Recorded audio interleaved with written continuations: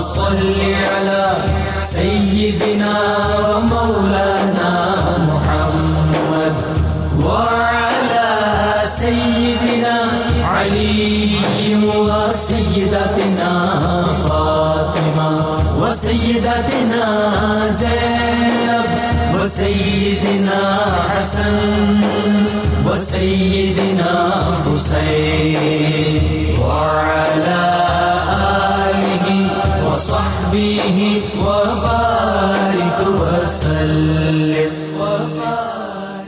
الحمدللہ رب العالمین والصلاة والسلام علی سید الانبیاء والمرسلین. اللہم صلی علی سیدنا و مولانا محمد وعلی آلہ واصحابہ وبارک وسلم وصلی علیہ. دنیا کے تمام دیکھنے والوں کو، تمام چاہنے والوں کو، تمام پیار کرنے والوں کو، اور جہاں جہاں تک اس وقت میری آواز کو سنا اور مجھے دیکھا جا رہا ہے، جنید اقبال کی جانب سے انتہائی محبت کے ساتھ السلام علیکم. ایک بار پھر ناظرین آپ کو پر نور صبح نور کے ساتھ میں دل کی گہرائیوں سے خوش آمدید کہتا ہوں. اور آئیے بلا توقف چلتے ہیں حضرت ابو انیس محمد برکت علی علیہ رحمہ کی تعلیف اسماء النبی کریم صلی اللہ علیہ وآلہ وسلم سے رسول اللہ صلی اللہ علیہ وآلہ وسلم کا ایک اسم مبارک پڑھنے اور سننے کی سعادت حاصل کرتے ہیں. سیدنا البالغ صلی اللہ علیہ وآلہ وسلم، ہمارے سردار، احکام الہی پہنچانے والے، درود و سلام بھیجے اللہ آپ صلی اللہ علیہ وآلہ وسلم پر، آپ صلی اللہ علیہ وآلہ وسلم کے آل پاک پر اور صحابہ کرام رضوان اللہ تعالیٰ علیہم اجمعین پر.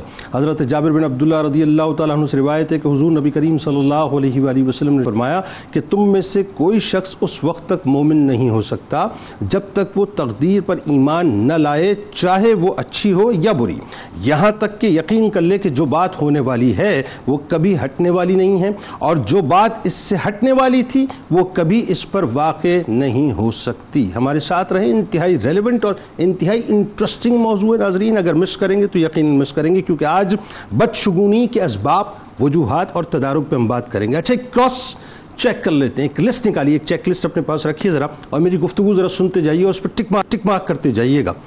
بدشگونی ناظرین بیسیکلی میرا اپنا ماننا یہ ہے کہ عالمی بیماری ہے. مختلف ممالک میں رہنے والے مختلف لوگ مختلف چیزوں سے ایسی بدشگونیاں لیتے ہیں کہ انسان سن کر دنگ رہ جاتا ہے. کبھی کسی وقت یا دن یا مہینے سے بدفعلی لیتے ہیں. کوئی کام کرنے کی ابتدا میں یعنی اگر کوئی ٹوک دے تو اسے بدشگونی لیتے ہیں کہ اب تم نے ٹانگ اڑا دی تو اب یہ کام نہیں ہو سکے گا. کبھی ایمبولنس کی آواز تو کبھی فائر بریگیڈ کی آواز سے بدشگونی میں مبتلا ہو جاتے ہیں. کبھی اخبارات میں شائع ہونے والے ستاروں کے کھیل سے اپنی زندگی کو غمگین اور رنجیدہ کر لیتے ہیں. کبھی مہمان کی رخصتی کے بعد گھر میں جھاڑو دینے کو منحوس خیال کرتے ہیں. کبھی جوتا اتارتے وقت جوتے پر اگر جوتا آ جائے تو اسے بدشگونی خیال کرتے ہیں. کسی کا کٹا ہوا ناخن پاؤں کے نیچے آ جائے تو آپس میں دشمنی ہو جانے کی بدشگونی لیتے ہیں. سیدھی آنکھ اگر پھڑکنے لگے تو یقین کر لیتے ہیں کہ کوئی مصیبت آنے والی ہے. عید اگر جمعے کے دن آ جائے تو اسے حکومت پر بھاری خیال کیا جاتا ہے. کبھی بلی کے رونے کو منحوس سمجھتے ہیں تو کبھی رات کے وقت کتے کے رونے کو منحوس سمجھتے ہیں. مرغا اگر دن کے وقت اذان دے دے تو بدفعلی میں مبتلا ہو جاتے ہیں، یہاں تک کہ اسے ذبح کر ڈالتے ہیں. پہلا گاہک اگر سودا لیے بغیر دکان سے چلا جائے تو اسے بدشگونی خیال کیا جاتا ہے. نئی نویلی دلہن کے گھر آنے پر خاندان کا کوئی شخص اگر فوت ہو جائے خدا نخواستہ، یا کسی عورت کی صرف بیٹیاں ہی پیدا ہوں تو اسے منحوس خیال کیا جاتا ہے. حاملہ عورت کو میت کے قریب نہیں آنے دیتے کہ بچے پر برا اثر پڑے گا. جوانی میں بیوہ ہو جانے والی عورت کو منحوس سمجھا جاتا ہے. خالی کینچی چلانے سے گھر میں لڑائی ہوتی ہے تصور کیا جاتا ہے. کسی کا کنگا اگر استعمال کر لیا جائے تو تصور یہ ہوتا ہے کہ دونوں میں جھگڑا ہو جائے گا. خالی برتن یا چمچ اگر آپس میں ٹکرانے لگیں تو گھر میں جھگڑے کا تصور پیدا ہو جاتا ہے.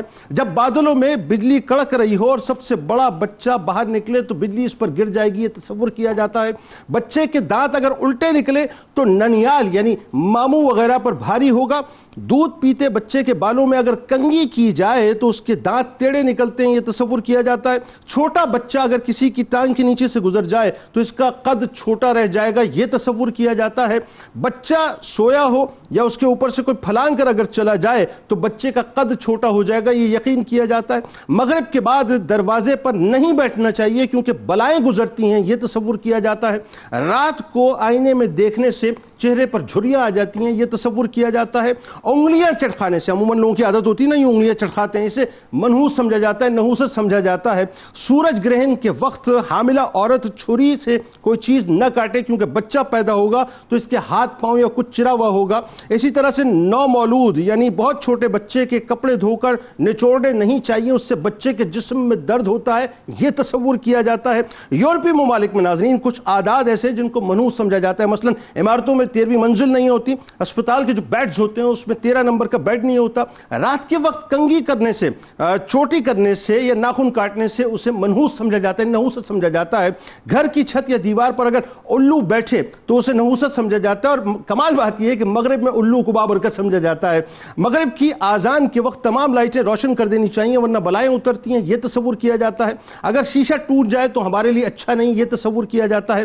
کالی بلی اگر راستہ کاٹ جائے تو یہ بھی بدشگونی سمجھی جاتی ہے، صاحب آپ اپنے کام سے جا رہے تھے، وہ اپنے کام سے جا رہی تھی، جانے دیجئے نا اس کو۔ اگر خرگوش راستے سے گزر جائے تو خود بختی کی علامت سمجھا جاتا ہے۔ نمک بکھر جائے تو یہ خطرناک سمجھا جاتا ہے۔ کسی کے پیچھے سے آواز دینے سے اسے بدشگونی گردانا جاتا ہے۔ دو بیٹیوں کی شادی اگر اکٹھی کر لی جائے تو یہ سمجھا جاتا ہے کہ اس میں سے ایک خوش نہیں رہے گی۔ نومولود کو نظر بد سے بچانے کے لیے پیشانی پر کاجل کا ٹیکا لگایا جاتا ہے۔ مرد کی دائیں اور عورت کی بائیں آنکھ پھڑکے تو اچھی خبر کی آمد سے مشروط کیا جاتا ہے۔ ٹانگیں ہلانے سے دولت کے جانے کا تصور کیا جاتا ہے۔ اسی طرح منڈیر پر اگر کوا بیٹھا ہو تو مہمان کے آنے کا تصور ہے۔ چھینک آئے تو کوئی یاد کر رہا ہے۔ فلاں پتھر اور ہنسا مبارک ہے اور فلاں منحوس ہے، یہ تصور کیا جاتا ہے۔ دائیں ہاتھ میں خارش ہو تو دولت آئے گی، بائیں ہاتھ میں خارش ہو تو دولت ہاتھ سے چلی جائے گی۔ ٹوٹے تارے کو دیکھ کر یا پلک یا بال وغیرہ گرے تو دعا مانگو قبول ہو جاتی ہے، تصور کیا جاتا ہے۔ جائے نماز کو الٹا کر دو ورنہ شیطان جو ہے پڑھنے لگے گا، یہ تصور کیا جاتا ہے۔ یہ تمام ضعیف الاعتقادی ہے ناظرین۔ موت و حیات، عزت و ذلت، نفع و ضرر، ہر چیز اللہ کے قبضہ قدرت میں ہے۔ کوئی وقت زمانہ، کوئی درخت، کوئی پرندہ، کوئی جانور، کوئی عدد، کوئی جگہ، کوئی مکان، کوئی دکان، کوئی ستارہ منحوس نہیں ہوتے ناظرین۔ یاد رکھیے گا انسان کے اپنے اعمال ہوتے ہیں جس کی وجہ سے انسان پر مصیبتیں آتی ہیں۔ اللہ فرماتا ہے کہ جو مصیبت تم پر پڑتی ہے وہ تمہارے کیے ہوئے اعمال کی وجہ سے، کیٹیگوریکل فیصلہ ہے قرآن کا۔ اور سرکار علیہ السلام نے فرمایا کہ جو شخص کسی چیز سے بدفعلی پکڑ کر اپنے کام سے ہٹ جائے اس نے شرک کیا۔ اور ایک اور حدیث میں سرکار نے فرمایا کہ بدشگونی شرک ہے، بدشگونی شرک ہے، بدشگونی شرک ہے، یہ 3 مرتبہ آپ نے فرمایا۔ اب اس لسٹ کو ذرا اپنے سامنے رکھیے گا اور تمام باتوں کو اس میں سے ڈسکارڈ کر دیجیے گا۔ آغاز کرتے ہیں۔ ہمارے ساتھ 3 شخصیات موجود ہیں، یقیناً کسی محتاج نہیں۔ پہلی شخصیت ممتاز عالم دین جناب علامہ اکرام حسین القادری صاحب تشریف فرمائیں۔ دوسری شخصیت ممتاز عالم دین جناب علامہ لیاقت حسین الازہری صاحب تشریف فرمائیں۔ اور تیسری شخصیت ممتاز عالم دین جناب علامہ حافظ محمد اویس صاحب تشریف فرمائیں۔ تینوں اب آپ کو السلام علیکم، خوش آمدید۔ آغاز کرتے ہیں علامہ صاحب آپ سے۔ موضوع آج کا بڑا ریلیونٹ ہے، ٹچی بھی ہے، اور یہ ظاہر ہے یہ ایک ایسی بیماری ہے جو بین الاقوامی بیماری ہے۔ ہمارے یہاں بینگ مسلم، چونکہ ہم یوں کہیے کہ جس سرزمین پہ رہتے ہیں وہ ہندو ڈومیننٹ سوسائٹی ہے، تو اس کا ایک خاص کلچر ہمارے یہاں ہے۔ آپ مغرب میں چلے جائیے، گوروں میں چلے جائیے تو وہاں تصور کچھ اور ہے۔ لیکن میرا خیال ہے ابتدا بدشگونی، بدفعلی اور توہم پرستی سے مراد کیا، ذرا اس کی تھوڑی ڈیفینیشن بتائیے، پھر اسلام سے پہلے ان عقائد کی جو تاریخ تھی ذرا وہ بھی بتائیے۔ بسم اللہ الرحمن الرحیم۔ انتہائی اہم اور حساس موضوع ہے، اور اکثر ایسا ہوتا ہے کہ جب آپ اس کی اصل اور اس کی حقیقت اپنے سامعین و ناظرین تک پہنچانے کی کوشش کرتے ہیں تو الٹا آپ کو اپوزیشن کے طور پر بہت ساری باتیں برداشت کرنا پڑتی ہیں کہ یہ دیکھو نئی باتیں لے کر آ گئے، ہمارے اجداد اور ہمارے بزرگوں میں یہ چیزیں چلی ہوئی آ رہی ہیں، اور یہ مولوی صاحبان نے جو ہے وہ ایک نیا پنڈورا باکس کھول دیا اور یہ نئی چیزیں ہمارے سامنے لا کر رکھ رہے ہیں۔ ہمارے باپ دادا، نانا نانی، دادا دادی سب کرتے ہوئے آ رہے تھے، بالکل۔ اسی اعتبار سے یہ موضوع انتہائی حساس موضوع ہے، لیکن ظاہر سی بات ہے کہ ہمیں شریعت کے احکامات مقدم ہیں اور وہی ساری حقیقت ہم نے اپنے ناظرین اور سامعین تک پہنچانی ہے۔ دیکھیے، جب ہم بدشگونی، بدفعلی اور توہم پرستی کی بات کرتے ہیں تو سب سے پہلے ہمیں یہ ہیں کیا چیزیں، اس کے حوالے سے علم سے آگہی ہونا ضروری ہے۔ بہترین تعریف وہی ہوگی کہ جسے کائنات کے تاجدار صلی اللہ علیہ وسلم نے اپنے فرمان کے ذریعے سے واضح فرما دیا ہو۔ یہ مسند امام احمد بن حنبل کی حدیث مبارکہ ہے۔ حضور علیہ السلام نے خود بدشگونی کی تعریف ارشاد فرمائی۔ آقا کائنات صلی اللہ علیہ وسلم نے فرمایا انما الطیرہ ما امضاک او ردک، فرمایا بدشگونی وہ ہے جو تجھے کسی کام کے کرنے پر آمادہ کرے یا اس سے روک دے۔ اچھا، بدشگونی حضور علیہ السلام نے اس کی تعریف فرما دی۔ اس کی اگر مزید وضاحت کریں اور اس کو ایلوبریٹ کریں تو علامہ قرطبی نے اس کی بڑی خوبصورت وضاحت کی۔ وہ کہتے ہیں انہوں نے صرف شگون بد یا نیک نہیں. شگون کی تعریف کیا ہے؟ وہ کہتے ہیں کہ شگون یہ ہے کہ جس کام کا ارادہ کیا اس کے بارے میں کوئی کلام سن کر دلیل پکڑنا. اب وہ جو دلیل پکڑی جا رہی ہے وہ احسن بھی ہو سکتی ہے اور وہ بری بھی ہو سکتی ہے, غلط بھی ہو سکتی ہے. ٹھیک ہے. اگر وہ احسن ہو جس دلیل کو پکڑا جا رہا ہے تو وہ نیک شگون میں شامل ہو جائے. ٹھیک ہے. اور اس کے ذریعے سے اگر کوئی ایسی دلیل پکڑی جا رہی ہے کہ جو بری ہے, جو غلط ہے, تو اسے ہم بدشگونی میں تصور کرتے ہیں. ٹھیک ہے. اور یہی پھر حضور علیہ الصلوۃ والسلام نے جو بدشگونی کا حوالے سے ذکر فرمایا وہ ہمارے سامنے آ جاتا ہے کہ کسی کام پر آمادہ کرنے اور کسی کام سے روکنے. یعنی اس سے میں اگر آسان الفاظ میں مراد لوں کہ کالی بلی, کیونکہ ایک عام آدمی کے سمجھنے کے لیے بہت آسان, کیونکہ عموماً ہوتا ہی ہے, کالی بلی راستہ کاٹ گئی ہے, جی آج کا دن خراب ہو جائے گا, تو یا تو وہ کوئی اس کے راستہ کاٹنے پہ ہم کوئی کام پہ آمادہ ہو جاتے ہیں کہ فرض کیجیے صدقات دے دو, خیرات کر دو, یا مطلب جو ہے راستہ تبدیل کر دو, یا اس کام سے رک جاؤ, کام سے روک دیے. یہ جو ڈیفینیشن اس کی دلیل یہ پکڑی گئی, بلی گزری, دلیل یہ پکڑی کہ مجھے نقصان ہوگا, اور اس دلیل کے پکڑ کر اس عمل کو ترک کر دیا, یہ بدشگونی. یہ بدشگونی ہے نا, یہ بدشگونی. اور پھر اگر یہ دلیل پکڑی کہ مجھے اس سے نقصان ہوگا لیکن یہ جانا کہ شریعت میں اس کی کوئی اصل نہیں اور اس رستے کو ترک نہیں کیا بلکہ اسی رستے سے گزر گئے, تو فرمایا کہ یہ بدشگونی کا رد ہوگا. یہ بدشگونی کا رد ہوگا کہ جو تصور, جو اسلام کا تصور نہیں, ایسا جب خیال کوئی ذہن میں پیدا ہوا تو اس خیال کو رفع کیا, دور کیا اور اس پر عمل کر کے بیان کر دیا کہ اس طرح کی حقیقت کا میرے قلب و ذہن میں کسی قسم کا کوئی گمان اور کوئی خیال موجود نہیں. اور اگر کوئی خیال آ گیا اور اس خیال کے تدارک کے لیے آیت الکرسی پڑھ لی یا موضوعین پڑھ لیا, یہ تو پھر ظاہری سی بات ہے کہ ان خیالات کو رفع کرنے کے لیے خود حضور علیہ السلام کی فرمان ہے کہ جس میں آقا کائنات صلی اللہ علیہ وسلم نے فرمایا کہ کوئی بشر ایسا نہیں کہ جس پر ان گمانوں کا, خیالوں کا اور ان شگونوں کا اثر نہ ہوتا ہو, لیکن اللہ رب العزت اسے توکل کی برکت سے ان چیزوں سے محفوظ فرما دیتا ہے. اور یہی توکل ہی ہوتا ہے جس کی سبب سے آپ کی زبان پر معوذتین جاری ہو جاتے ہیں یا آپ پر کی زبان پر کوئی اور کلمات جاری ہو جاتے ہیں. یہ اللہ رب العزت کے توکل ہی کی ایک علامت قرار دی جاتی ہے. ٹھیک, بات آگے بڑھاتے ہیں. توہم پرستی کی جب ہم بات کریں, آسان لفظوں میں اگر لغوی طور پر توہم پرستی کا معنی لیا جائے تو توہم پرستی کہیں گے وہم کو پوجنے والا. توہم پرست کون ہے؟ وہم کو پوجنے والا, وہم کی پرستش کرنے والا. ٹھیک ہے. اور جب یہ وہم کی پرستش کرنے والا ہے تو اب اس کی تعریف کیا کریں گے؟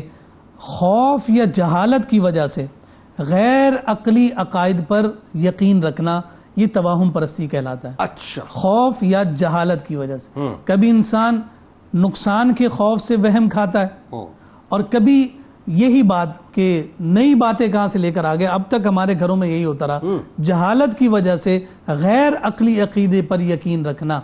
اب چونکہ غیر عقلی کی تعریف اس لیے ذکر کی گئی کہ اسلام دین فطرت ہے اور اسلام ہر بات عقل کے مطابق فرماتا ہے, اس لیے اگر کوئی ایسا تصور اور خیال جو غیر عقلی ہوگا اسلام کبھی بھی اس کی حوصلہ افزائی نہیں کرے گا. ایسا بھی دیکھا گیا ہے کہ ہو جاتا ہے کہ مثال کے طور پر بڑے بوڑھوں نے کہا, بڑی بوڑھی نے کہا کہ دیکھو بھائی اس موقع کے اوپر یہ کام مت کرنا, ہم نے کیا تھا تو بچے میں یہ نقص ہو گیا تھا, یا یوں ہو گیا تھا, یا یوں ہو گیا تھا, اور پھر وہ کر لیا اور وہ ہو جاتا ہے. دیکھو میں کہتی نہ تھی, میں کہتا نہ تھا. اس کی خوبصورت مثال جناب سیدنا علی مرتضیٰ شیر خدا رضی اللہ تعالیٰ عنہ کے دور میں نظر آتی ہے.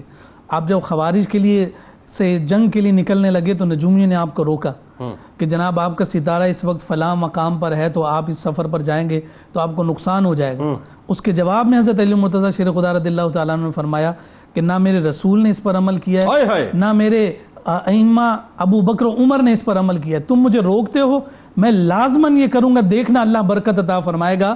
تاریخ نگاروں نے ذکر کیا کہ حضور علیہ السلام کے غزوات کے بعد سب سے زیادہ نفع اس امت کو جو حاصل ہوا وہ خوارج کے خلاف حضرت علی المرتضیٰ شیر خدا رضی اللہ تعالی عنہ کے میدان جہاد میں نکلنے. اس پہ تو گفتگو آگے جا کے بڑی کمال ہونی چاہیے, کیونکہ آج تو ایک بہت بڑا طبقہ جو ہے اسی بات کے اوپر کھڑا ہوا ہے کہ ستاروں کی چال کیا ہے یا علم نجوم سے جو ہے آگے کیا معاملات ہوں گے. لیکن مختصراً 2 جملوں میں یہ بتائیے کہ اسلام سے پہلے اس کی جو تاریخ ملتی ہے تاکہ بات آگے بڑھے. قرآن مجید فرقان حمید نے اس توہم پرستی اور بدشگونی کو فرعون کی قوم کی خصلت قرار دیا. اچھا, یعنی اس سے پتہ یہ چل گیا کہ یہ کوئی قریب کی بات نہیں, یہ سلسلہ بہت پرانا ہے. اگر اس کو یوں آسان لفظوں میں کہیں, جتنی انسان کی تاریخ پرانی ہے اتنی ہی بدشگونی کی تاریخ بھی پرانی ہے. اور اس کے بنیادی وجہ یہی ذکر کی گئی کہ حضرت موسیٰ علیہ نبینا علیہ الصلوۃ والسلام اور آپ کے پیروکار اور آپ پر ایمان رکھنے والے لوگوں کو اس دور میں سب سے بڑا چیلنج ہی یہ تھا. فَإِذَا جَاءَتْهُمُ الْحَسَنَةُ قَالُوا لَنَا هَٰذِهِ. جو نہیں ماننے والے تھے ان کے پاس جب کوئی آسائش آتی تھی، جو سکون آتا تھا، تو فوراً کہتے تھے یہ تو ہم اس کے حقدار تھے. ٹھیک ہے. اور ساتھ فرمایا کہ جب انہیں کوئی بات اور پہنچتی تو کہتے کہ فَإِذَا جَاءَتْهُمْ سَيِّئَةٌ يَطَّيَّرُوا بِمُوسَىٰ.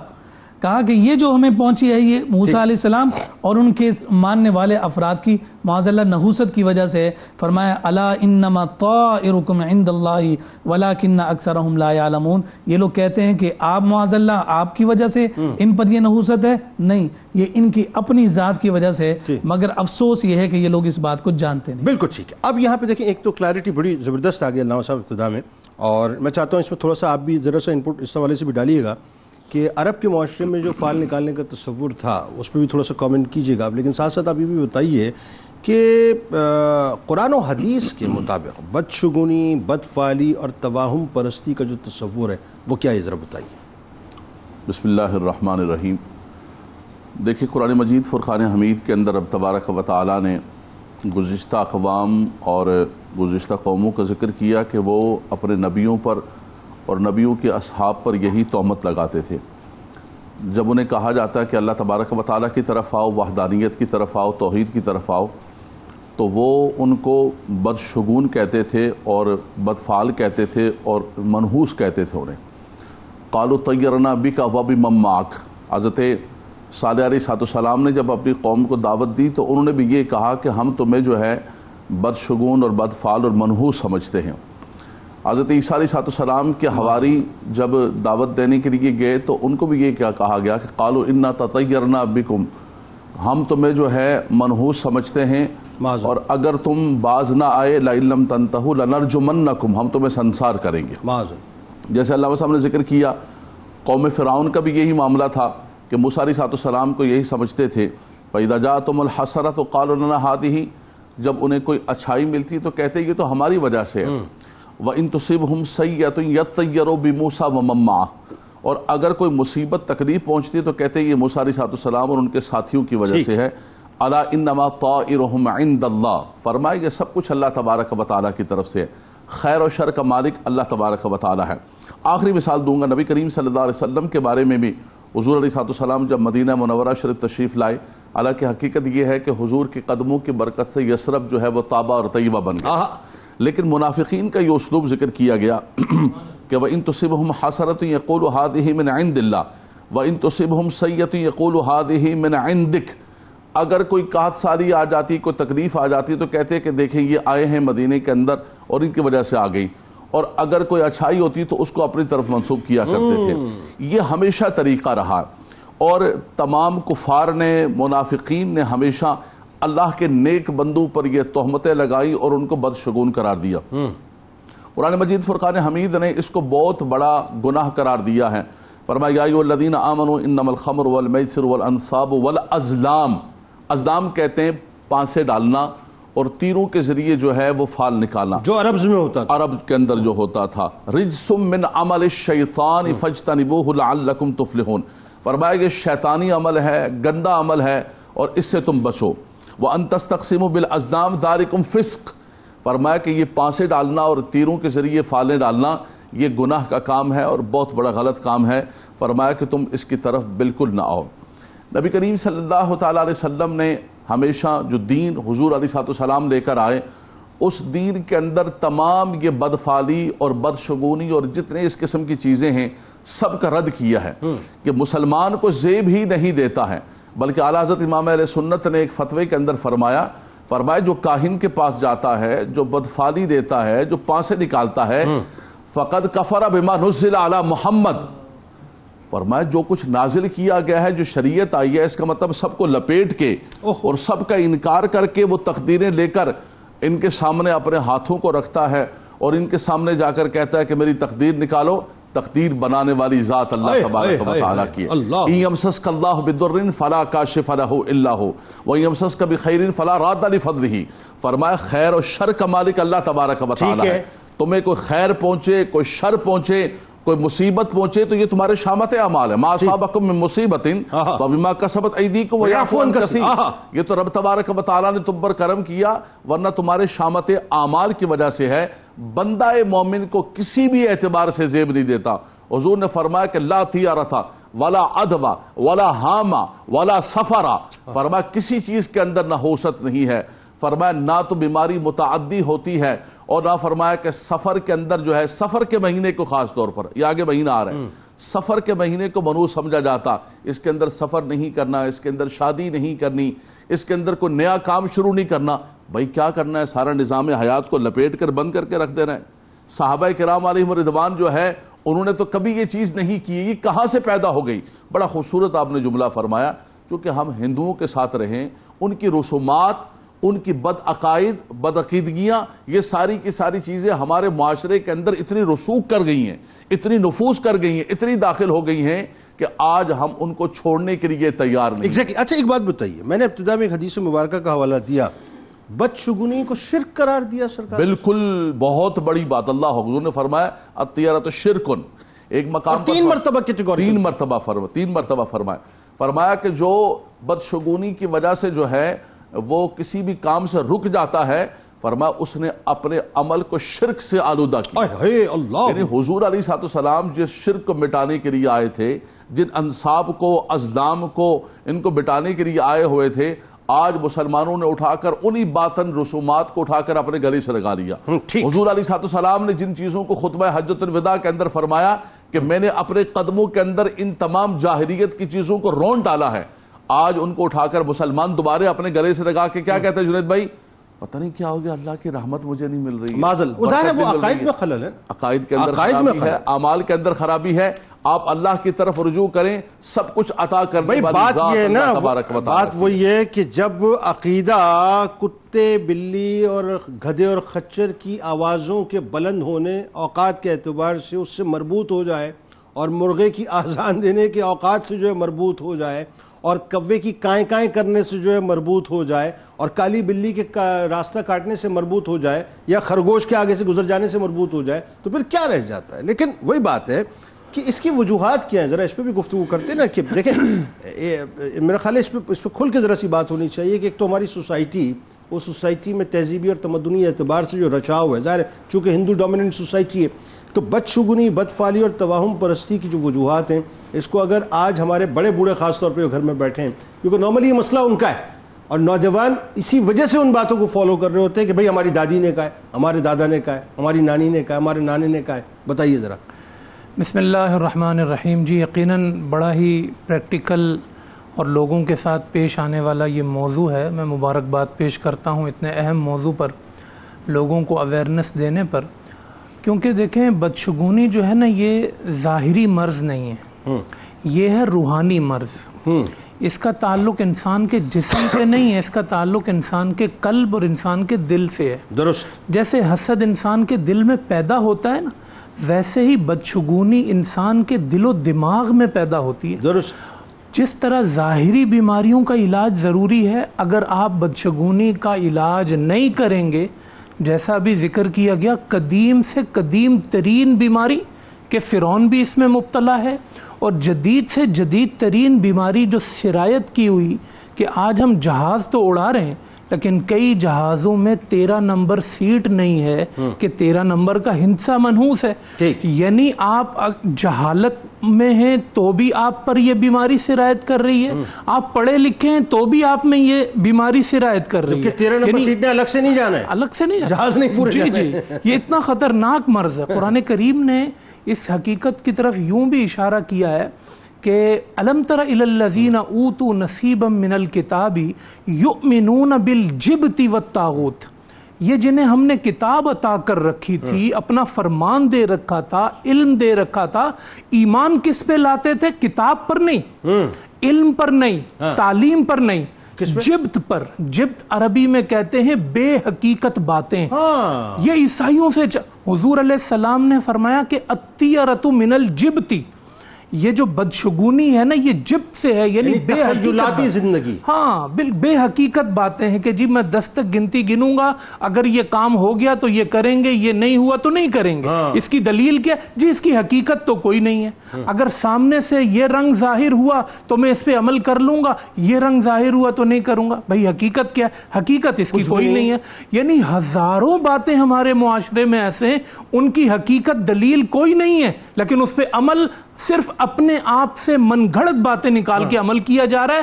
قرآن نے فرمایا ہم نے تو کتاب دی تھی اور ایمان یہ لا رہے ہیں بے حقیقت باتوں پر. یعنی قرآن کہتا ہے کہ ادعونی استجب لکم، مجھ سے دعا کرو میں قبول کروں گا، اور ہمیں بتایا جاتا ہے کونی لگ گئی ہے فوراً دعا کر لو قبول ہو جائے گی. قبول. اب یہ بات کہاں سے آئی؟ جس کی حقیقت تو کوئی نہیں ہے. تو قرآن نے متوجہ کیا جو میں کہوں اس کو مانو، جو تمہارا نفس کہتا ہے، جو تمہارا ذہن کہتا ہے. اچھا ایک قرآن کی آیت آپ دیکھیں، قرآن کہتا ہے انما ذالکم الشیطان یخوف اولیاء، یہ شیطان ہے جو اپنے ولیوں کو ڈراتا ہے. ٹھیک ہے. یہ جو بدشگونی ہے نا یہ خوف پر مبنی ہے. اچھا وجوہات میں ایک خوف ہے. ہاں یہ نفسیاتی مرض ہے کہ شیطان آپ کو وہم میں مبتلا کرتا ہے، خوف میں مبتلا کرتا ہے. یہ کام کرو گے تو یوں ہو جائے گا، یہ کام کرو گے تو یوں ہو جائے گا. ارے بھائی یہ خوف دل سے نکالو. اللہ کہتا ہے فلا تخافوہم وخافونی، ان چیزوں سے کیوں ڈرتے ہو کہ یہ مجھے نقصان دے دے گی، یہ ہنسا مجھے نقصان دے دے گا.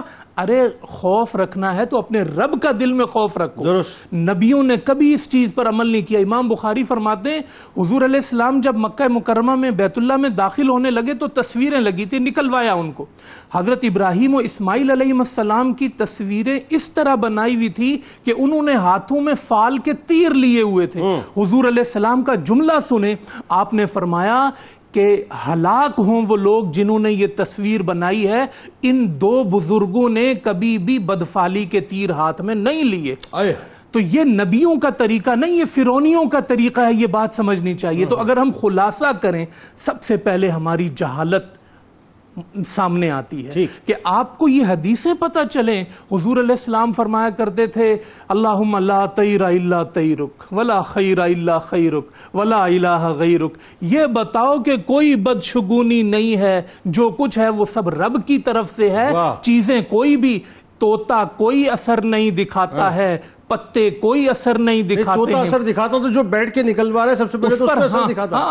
اور ستارے، مولا علی رضی اللہ تعالیٰ عنہ کا بڑا پیارا فرمان ہے، کہا ستاروں کی چالوں میں کہاں الجھتے ہو، میرا رب جہاں چاہے ستاروں کو پہنچا دے. تو یہ ایک تو نالج اور علم ہونا چاہیے کہ اصل سارے معاملات اللہ کے ہاتھ میں. ایک بات اور بتائیے علامہ صاحب، کیا آپ کو لگتا ہے کہ جیسے میں ابتدا میں بات کر رہا تھا کہ مذہب کے اوپر یہ جو تہذیب اور تمدن اور کلچرل مطلب جو نارمز ہیں وہ غالب آ گئی ہیں، مطلب اس کی وجہ سے وہ جو آئیڈیالوجی تھی ہندوؤں کی وہ اثر انداز زیادہ ہو گئی ہے اور مذہب کو ہم نے جو ہے پس پش ڈال دیا. جی اس کا تعلق جہالت سے ہی ہے. آپ دیکھیں نا حضور علیہ السلام نے شرک کیوں قرار دیا اس کو؟ اس لیے کہ حضور کے زمانے سے پہلے جو جاہلیت والے لوگ تھے انہوں نے اس کا طریقہ اپنایا ہوا تھا، ہندو نے اس کا طریقہ. دوسری آخری بات یہ تقدیر پر ایمان کمزور ہو. یہ تو تقدیر پر ایمان ہے نا، یہ اگر کمزور ہو جائے گا تو آپ وہم میں پڑیں گے. بالکل ٹھیک ہے. پھر ناظرین کرام ہمارے ساتھ رہیں، بڑی امپورٹنٹ، بڑی ریلیونٹ، اور آپ کو اندازہ ہو رہا ہوگا کہ یہ جو گفتگو ہو رہی ہے اس میں کہیں نہ کہیں ہم سب پھنسے ہوئے. مطلب میں اس وقت یہ نہیں کہہ رہا کہ خدا نہ خواستہ کہ میں کوئی اسپیسیفک کسی طبقے کی بات کر رہا ہوں، ہم سب کہیں نہ کہیں پھنسے ہوئے ہیں. لیکن مسئلہ یہ کہ یک دم اپنے آپ کو اس سے نکالنا ہوگا، تب تو اللہ پر اعتماد کامل ہوگا اور ایمان کامل ہوگا. سرکار علیہ السلام کی بارگاہ میں درود پاک کا نذرانہ پیش کرتے ہیں اور پھر آپ کو بتلاتے ہیں کہ اس کی جو انفرادی، اجتماعی، دنیاوی اور اخروی نقصانات کیا کیا ہیں. درود پاک سرکار علیہ السلام کی بارگاہ. اللهم صل على سيدنا ومولانا محمد وعلى سيدنا علي وسيدتنا فاطمة وسيدتنا زينب وسيدنا حسن وسيدنا حسين وعلى آله وصحبه وبارك وسلم. وصل على سيدنا ومولانا محمد وعلى سيدنا علي وسيدتنا فاطمة وسيدتنا زينب وسيدنا حسن وسيدنا حسين وعلى آله وصحبه وبارك وسلم. تو جناب میں ایک بار پھر آپ کو خوش آمدید کہتا ہوں. انتہائی کمال اور اہم ترین موضوع ہے ناظرین، بدشگونی کے اسباب، اس کی وجوہات اور اس کے تدارک پہ بات ہو رہی ہے. اچھا ایک بات اور آپ ذرا سا محسوس کیجئے گا، بہت سے لوگوں کا یہ ہوتا ہے صاحب کہ عموماً آپ نے سنا ہوگا بھئی صبح صبح اس کی شکل دیکھ لی منحوس کی، پورا دن خراب ہو گیا، کام کا بیڑا غرق ہو گیا، کچھ بھی اب نہیں ہوگا. یہ سوچ ناظرین ہمارے معاشرے میں پریویل کی بھی ہے. مطلب عموماً آپ نے دیکھا ہوگا کام خراب ہو جائے، دن خراب ہو جائے، یار کیا کیا تھا، ابتدا کیسے کی، او ہو صبح اس کی شکل دیکھ لی تھی، بس وہ آیا اس کی شکل دیکھی، اس نے کام کو جو ہے تباہ و برباد کر دیا، آئندہ اس کو صبح میرے پاس مت بلانا. یہ ہمارے یہاں تصور بڑا عام ہے. اچھا یہ جو تصور ہے ناظرین یہ پرانے وقتوں کے بادشاہوں کا تصور تھا. جب وہ اپنے لشکر کے ساتھ نکلتے تھے صبح تو ان کا کام یہ ہوتا، وہ انسٹرکشنز تھے ان کے، کسی فقیر کو نہیں دیکھیں گے، کسی لنگڑے کو نہیں دیکھیں گے، کسی لولے کو نہیں دیکھیں گے، کسی کانے کو نہیں دیکھیں گے، یعنی اچھی اچھی شکلیں وہ دیکھنا چاہتے تھے کہ دن ان کا اچھا گزرے. یہ تصور تھا. بہت ہی چھوٹا سا مختصر سا واقعہ ہے ناظرین کہ ایک بادشاہ صبح اٹھا اور جیسے ہی وہ اپنے لشکر کے ساتھ نکلا تو اس نے ایک اندھے کو دیکھ لیا. بس اس نے کہا جی آج میرا دن جو ہے وہ خراب ہو جائے گا. بہرحال اس نے اس کو جو ہے وہ اپنا بند کرنے کا حکم دے دیا. اچھا جی تو لیکن حکم دینے کے بعد اس نے کہا کہ میں ذرا یہ چیک کرنا چاہتا ہوں کہ واقعی یہ میرے لیے منحوس ہے کہ نہیں، کل ذرا اس کو میرے پاس لے کے آنا. دوبارہ اس نے کل اس کی شکل دیکھی تو شکل دیکھتے ہی جیسے ہی اس نے اپنے جوتوں کے اندر پاؤں ڈالا تو اس کے اندر بچھو تھا. بچھو نے اس کو کاٹ لیا. جیسے کاٹا تو ظاہر ہے وہ بیمار ہو گیا، مرنے کے قریب آ گیا، بستر پہ چلا گیا. اس نے حکم دے دیا کہ اس کو جیسے ہی میں ٹھیک ہوں اس کو لٹکا دینا. بہرحال جی وہ کچھ عرصے کے بعد صحت یاب ہو گیا. اب جب وقت آیا اسے لٹکانے کا تو اس شخص نے، اس اندھے نے یہ کہا، مطلب اس کانے نے یہ کہا کہ میں بادشاہ سے ملنا چاہتا ہوں. وہ بادشاہ سے ملنے آیا اور آ کے صرف بادشاہ سے اس نے ایک بات کی. اس نے کہا بادشاہ کیا سمجھتے ہو کہ میں تمہارے لیے منحوس ہوں؟ اس نے کہا منحوس ہے، تیری شکل دیکھنے کے بعد بچھو نے مجھے کاٹ لیا. کہنے لگا بادشاہ اب ذرا یہ سوچو کہ منحوس تو ہے میرے لیے، منحوس میں تیرے لیے ہوں. اس لیے کہ تجھے بچھو نے کاٹا، تو موت کے قریب جا کے واپس آ گیا، لیکن اس کی وجہ سے تو نے میرے لیے یہ حکم دے دیا کہ مجھے سولی پر لٹکا دیا جائے تو میں تو مر جاؤں گا. لہٰذا منحوس تو ہوا میرے لیے یا میں تیرے لیے ہوا. دیکھنا ناظرین یہی ہوتا ہے کہ یہ جو سوچ ہے یہ بنیادی طور پہ انسان کو کہاں جا کے کھڑا کرتی ہے. علامہ صاحب ذرا بتائیے بدشگونی، بدفعلی اور توہم پرستی کے جو انفرادی، اجتماعی، دنیاوی اور اخروی نقصانات ہیں وہ کیا کیا ہیں؟ بسم اللہ الرحمن الرحیم. دیکھیے جب سب سے پہلے اگر ہم انفرادی نقصانات کی بات کرتے ہیں تو انسان کا تعلق اس کی نفسیات کے ساتھ بڑا گہرا ہوتا ہے، اور یہ جو بدشگونی ہے اس کا براہ راست تعلق جو ہے وہ انسان کی نفسیات کے ساتھ ہے. چونکہ یہ باطنی امر ہے، جیسے علامہ اویس صاحب نے اس جانب بڑے خوبصورت انداز میں توجہ دلائی ہے. یہ باطنی اثر ہے اور انسان کی نفسیات پر اس کے اثرات مرتب ہوتے ہیں. ٹھیک ہے. اب جو شخص مستقل توہم پرستی اور بدشگونی کو لیے رکھتا ہے تو اس کے نتیجے میں اس کی نفسیات جو ہے وہ مضر سمت کی جانب نکل پڑتی ہے، جس کی وجہ سے آپ یوں سمجھ لیجئے کہ ہم دوسرے لفظوں میں یوں کہیں کہ بدشگونی لینے والا اور توہم پرستی کو اختیار کرنے والا گویا کہ ایک نفسیاتی انسان ہے. اور جب وہ انفرادی طور پر وہ نفسیاتی ہے تو اب آپ مجھے یہ بتائیے کہ جب وہ نفسیاتی انسان اپنے اعتبار سے یہ بات کر رہا ہے کہ جناب ساری چیزوں کو وہ نیگیٹو ہی لے رہا ہے، تو اب آپ بتائیے کہ جب وہ شخص معاشرے میں نکلے گا تو اس معاشرے پر وہ کیسے مضر اثرات مرتب کرے گا. بالکل. تو ایک ذات سے جب یہ نفسیاتی بیماری نکلتی ہے تو پورے معاشرے کو وہ اثر انداز کرتی ہے. درست. پھر اس کے بعد آپ دیکھیے کہ یہ اس توہم پرستی یا بدشگونی کا جو دوسرا انفرادی طور پر کسی کی ذات میں نقصان ہمیں نظر آتا ہے وہ یہ ہے کہ وہ انسان بہت جلد مایوس ہو جاتا ہے. اور یہ جو مایوسی ہے بندہ مومن کے لیے تو ہلاکت کے سوا کوئی اور شے نہیں. اللہ. کیونکہ میرے رب نے فرمایا لا تقنطوا من رحمت اللہ. اس کا مطلب یہ ہے کہ بدشگونی کو اصل اور اس کو حقیقت تصور کر کے اپنے امور میں اس کو اہمیت دینے والا اپنے آپ کو اپنے رب کی رحمت سے دور کر رہا ہے. اور مایوسی کفر تک بھی لے جاتی. مایوسی کفر تک لے جاتی ہے. جب وہ رحمت سے دور ہو رہا ہے تو جب وہ رحمت سے دوری ہے تو اس کی زندگی میں مایوسی ہے، اور جب وہ مایوسی اس کی زندگی میں آئے گی تو نہ صرف وہ اپنی ذات کے لیے نقصان دہ ہوگا بلکہ وہ معاشرے میں اجتماعی طور پر بھی نقصان کا سبب بنتا ہے۔ اب ان انفرادی جو نقصانات ہیں اس کو جب ہم معاشرے پر اجتماعی طور پر مرتب کرتے ہیں تو میں اگر یہ بات کہوں کہ ہمارے گھروں میں جو ناچاکیاں ہیں، جو لڑائی جھگڑے اور اس طرح کے جو دیگر امور ہمیں نظر آتے ہیں، اس میں 80% جو کردار اور جو دخل ہے وہ اسی تواہم پرستی اور بدشگونی کا ہے۔ بالکل، بلکہ انسان اپنی ذاتی زندگی میں آپ بھی دیکھیے اسی خوف کی وجہ سے، مایوسیوں کی وجہ سے غلط ڈیسیشنز لینا شروع کر دیتا ہے۔ جی بالکل، وہ معاشی ڈیسیشنز بھی غلط لیتا ہے، وہ سماجی اور گھریلو ڈیسیشنز بھی غلط لیتا ہے، بالکل غلط ڈیسیجنز لیتا ہے، اور وہ ڈیسیجن لینے کا جو چیز وہ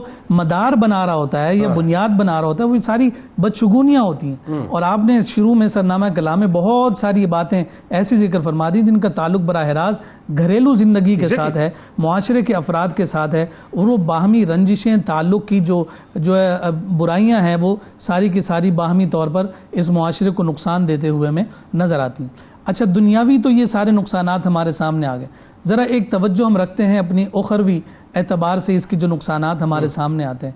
سب سے پہلی بات تو ہمارے سامنے یہ نظر آئے گی کہ یہ جو بدشگونی اختیار کرنے والے ہیں، قرآن مجید فرقان حمید نے ذکر کیا ہے کہ یہ لوگ وہ ہیں جو مسرفون ہیں، یعنی حد سے تجاوز کرنے والے ہیں۔ سورہ یاسین میں اللہ رب العزت نے ارشاد فرمایا طائرکم معکم ان ذکرتم، فرمایا کہ تمہاری نحوست تمہارے ہی ساتھ ہے۔ ان ذکرتم، کیا تم یہ باتیں اس لیے کرتے ہو کہ تمہیں نصیحت کی گئی ہے؟ فرمایا بل انتم قوم مسرفون، بلکہ حقیقت تو یہ ہے کہ تم لوگ حد سے تجاوز کرنے والے ہو۔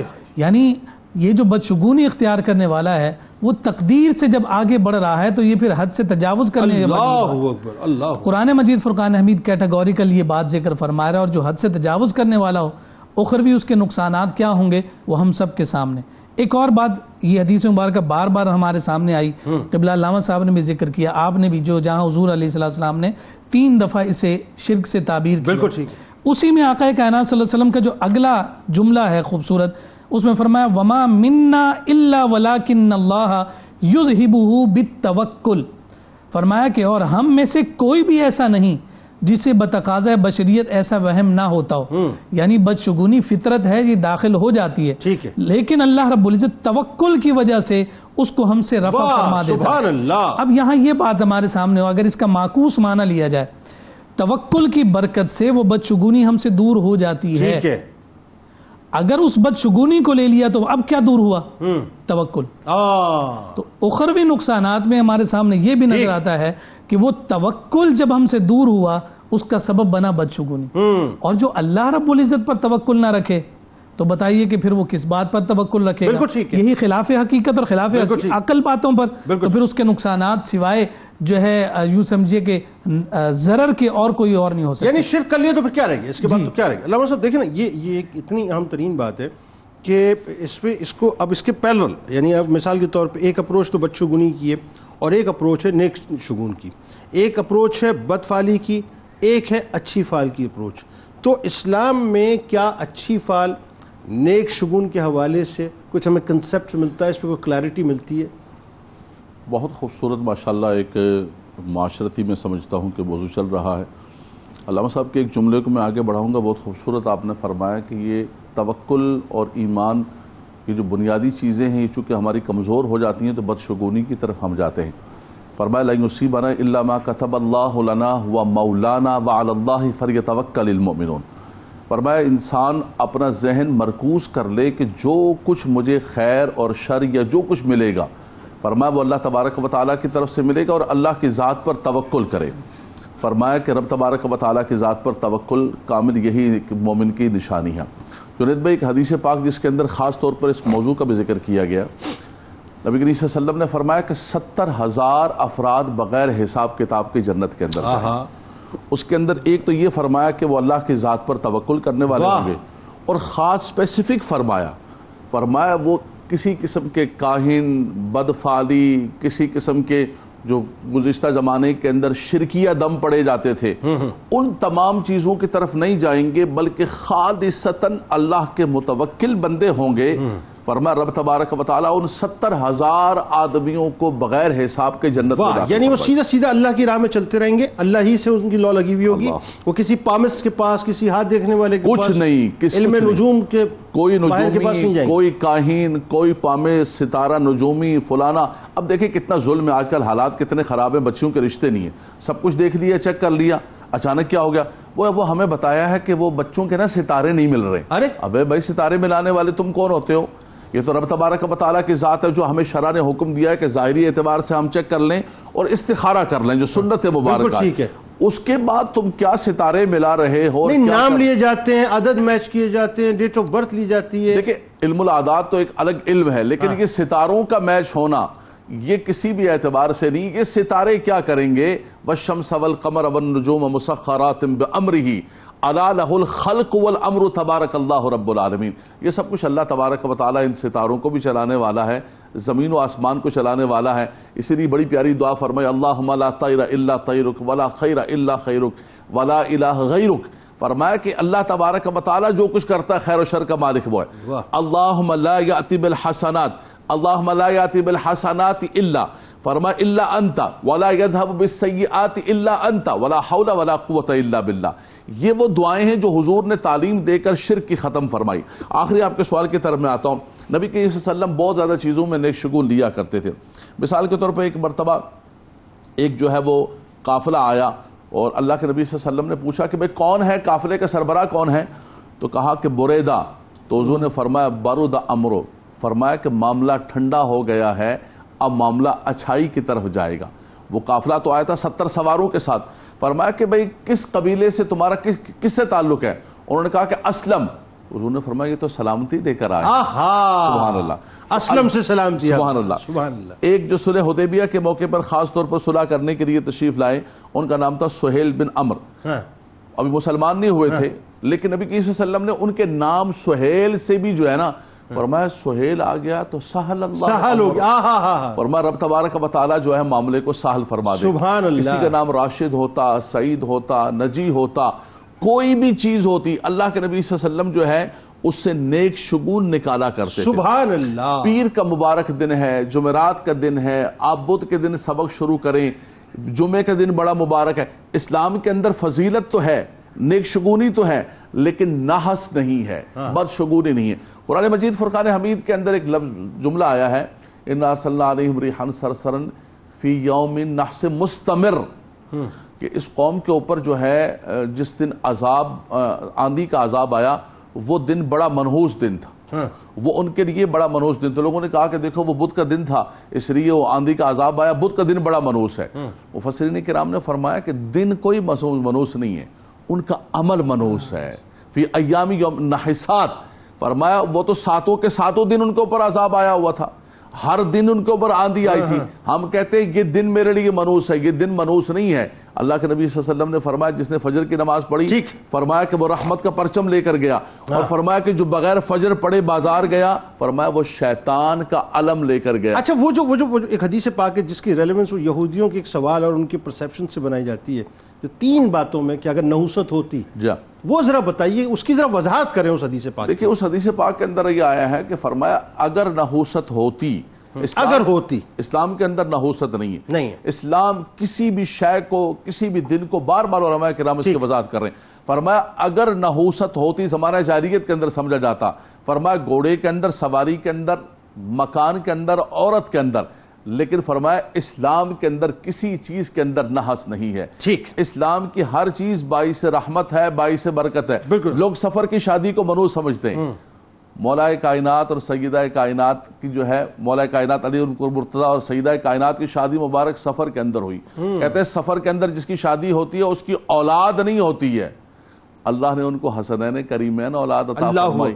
اس لیے فرمایا کوئی عورت، کوئی شادی، کوئی مہینہ، کوئی چیز منحوس نہیں ہے جس پر تم اللہ کا نام ذکر کر دو گے وہ بلندیوں اور رحمتوں کا برکت ہو جائے۔ اچھا، اس میں آخر میں اب ذرا علامہ صاحب یہ بتائیے کہ ایک بہت بڑا طبقہ ہمارے ہاں بدشگونی میں، بدفعالی میں، توہم پرستی میں گرفتار ہے، اس دلدل میں، اس غلیظ گھاٹی کے اندر گرفتار ہے۔ اور میں آپ کو ایک بات بتاؤں، جو بات ابھی علامہ صاحب کر رہے تھے، یہیں سے میرا خیال ہے آپ بات کی ابتدا کر دیجئے کہ ابھی بھی آپ دیکھیے بہت سے لوگ ہمارے یہاں ٹیلی ویژن اسکرینس پہ بیٹھ کے جو اپنا پریڈکشنز کر رہے ہوتے ہیں، چاہے وہ علم نجوم کی روشنی میں یا دیگر اپنے علوم کی روشنی میں، ان کے اپنے اپنے علم ہیں، بہت سی ان کے تیر بہدف معاملہ ہوتا ہے. یعنی آپ دیکھیے ان کی ویڈیوز وائرل ہو رہی ہوتی ہیں کہ صاحب ہم نے وہ 2020 میں 2019 میں یہ پریڈکٹ کیا تھا، چاہے حکومت کے حوالے سے اس حوالے سے بالکل صحیح ثابت ہوا.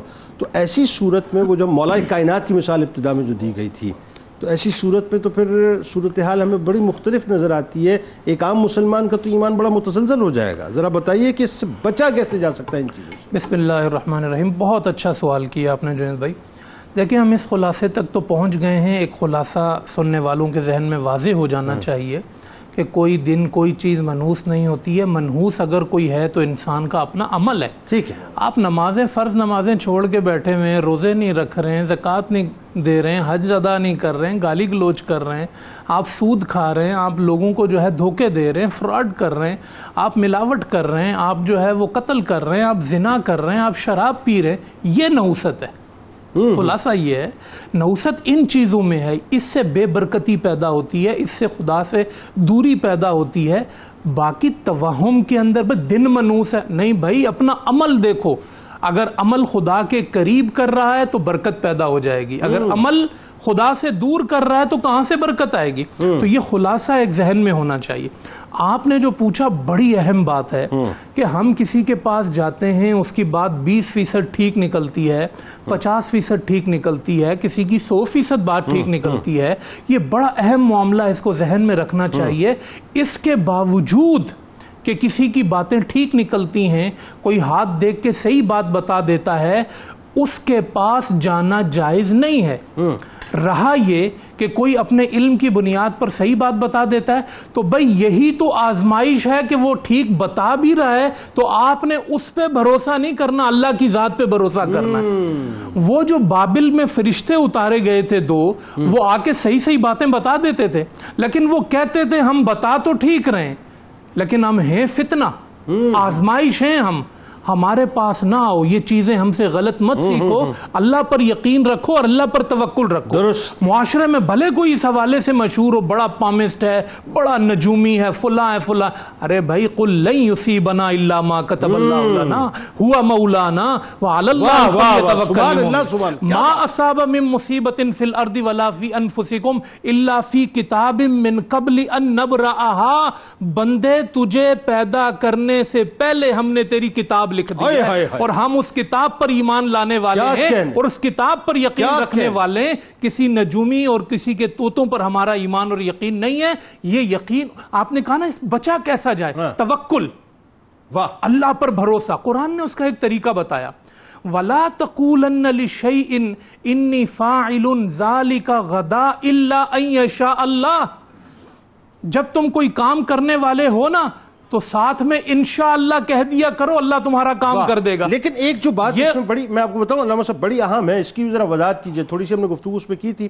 بہت سی فیملیز کے اندر ان کی روٹس میں، ان کی جڑوں میں یہ عقائد بیٹھے ہوئے ہیں، وہ ہلنے کو تیار، یعنی اتنے مضبوط چٹان کی طرح بن گئے. آپ یقین کریں، آپ یقین کریں جنید بھائی، چونکہ ہم خود ایک امام مسجد ہیں، ہم سے لوگ تعلق رکھتے ہیں، آتے ہیں، معاشرے کو نفسیاتی بنا دیا. جی ایسا ہی. وہ کہتے ہیں کہ ہم فلاں عامل کو جب تک ہم اس پر جو ہے کوئی اس سے مشورہ نہیں کرتے، ہم کوئی قدم نہیں اٹھاتے. ایسا ہی. اور ان کا سارا دھندا چل ہی اسی سے رہا ہوتا ہے کہ جب تک وہ بندے کو ڈرائیں گے نہیں، نفسیاتی نہیں بنائیں گے، اس وقت تک وہ پیسہ نہیں نکال سکتے، اس وقت تک وہ مفاد نہیں اٹھا سکتے. تو ہم لوگوں کو یہی سمجھاتے ہیں، اگر ایسا معاملہ میں بھائی پازیٹیو سوچ رکھو، اللہ پر یقین رکھو، لوگوں پر یقین نہ رکھو، اللہ پر بھروسہ کرو گے، وہ تمہیں ان چیزوں سے نکال دے گا. دو باتیں اور بتائیں. ایک شخص ہے وہ یہ کہتا ہے کہ میں نے کسی کے ساتھ بھلائی کی، میری تو قسمت ہی خراب ہے کہ میں جب بھی بھلائی کرتا ہوں برائی میرے گلے آ جاتی ہے. یعنی اس کو یہ وہم بیٹھ گیا ہے کہ میں کسی کے ساتھ بھلا نہیں کروں گا، جب میں کسی کے ساتھ بھلائی کرتا ہوں میرے ساتھ برائی ہو جاتی ہے. بالکل. اگر آپ کسی کے ساتھ اچھائی کر رہے ہیں اور اس کے جواب کے اندر آپ کو بھلائی پہنچ رہی، اس کو آپ کو نقصان پہنچ رہا ہے، یہ بھی آپ کے لیے آزمائش ہے. ابھی تو آپ کی نیکی کی آزمائش ہوئی ہے کہ آپ نے نیکی بندے کے لیے کی تھی یا خدا کے لیے کی تھی. اگر آپ نے خدا کے لیے کی تھی تو آپ خدا پر یقین رکھیں، اس نے آپ کا اجر سنبھالا ہوا. اگر بندوں کے لیے کی تھی تو پھر آپ بندوں پر اپنا یقین پیدا کر لیں.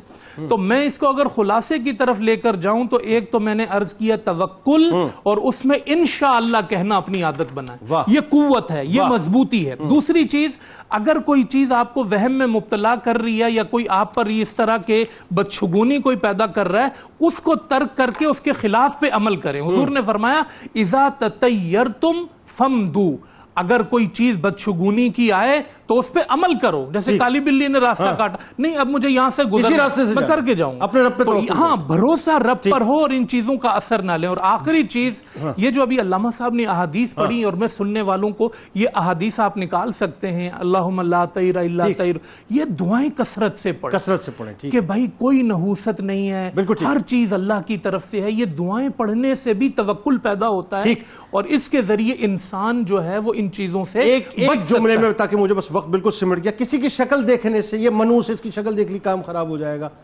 اللہ فرماتا ہے لقد خلقنا الانسان فی احسن تقویم، بالکل ٹھیک۔ اور اگر کوئی بچی گھر میں آئی ہے، اگر اس کی اولاد نہیں ہو رہی خدا نہ خواستہ، یا کوئی اور مسئلہ اس کے ساتھ ہے، اس کے آتے ہی کوئی لڑائی جھگڑے شروع ہو گئے، تو کیا اسے منوس سمجھا جائے گا؟ او یزوجہم ذکرانا و اناسا ویجعل من یشاء عقیما، ہم کسی کو صرف بیٹا دیتے ہیں، کسی کو صرف بیٹی دیتے ہیں، کسی کو بیٹا بیٹی دونوں دیتے ہیں، اور کسی کو بانج بناتے ہیں، ہم بناتے ہیں، تقسیم ہماری ہے، تو پھر اس کی نحوست کہاں سے آئی؟ بالکل ٹھیک، بہت شکریہ آپ تینوں احباب کا تشریف لائے۔ ناظرین کرام، آئیے آپ کتاب الشفا کی جانب لیے چلتے ہیں۔ بدشگونی اور توہم پرستی سے بچنے کا عمل آپ کو بتلاتے ہیں کہ جو شخص بدشگونی اور توہم پرستی کا شکار ہو، وہ کثرت کے ساتھ کلمہ طیبہ یوں پڑھے، لا الہ الا اللہ محمد رسول اللہ صلی اللہ علیہ وآلہ وسلم۔ انشاءاللہ کامل یقین کی دولت سے مالا مال ہو جائے گا۔ حضرت علی کرم اللہ وجہ الکریم کا کمال قول مبارک ہے کہ جو شخص اللہ کی تقدیر پر راضی رہتا ہے اور اس کی تقسیم پر قناعت کرتا ہے تو اللہ تبارک و تعالیٰ اسے کسی کا محتاج نہیں کرتا۔ روزنامہ 92 نیوز میں آج مضمون ضرور پڑھیے گا۔ بدشگونی کے اسباب، وجوہات اور تدارک کے حوالے سے ٹویٹر پہ ہمیں ضرور فالو کیجیے گا، فیس بک پیج کو لائک کیجیے گا، یوٹیوب چینل کو سبسکرائب کر کے بیل آئیکن کو ضرور کلک کیجیے گا۔ آپ وہاں موجود ہیں، یہاں موجود ہیں، مل کے انشاءاللہ اپنی روح سے، اپنے دل سے نعرہ لگائیں گے، لیکن اس سے پہلے اس دعا، اس یقین، اس امید کے ساتھ کہ لا یؤمن احدکم حتی اکون احب الیہ من والدہ وولدہ والناس اجمعین، اللہ تعالیٰ آپ کا، ہمارا، ہم سب کا، پاکستان کا، امت مسلمہ کا حامی و ناصر ہو، آمین۔ پاکستان کا مطلب کیا؟ لا الہ الا اللہ محمد رسول اللہ صلی اللہ علیہ وسلم۔ اللهم صل على سيدنا ومولانا محمد وعلى سيدنا علي وسيدتنا فاطمة وسيدتنا زينب وسيدنا حسن وسيدنا حسين وعلى آله وصحبه وبارك وسلم۔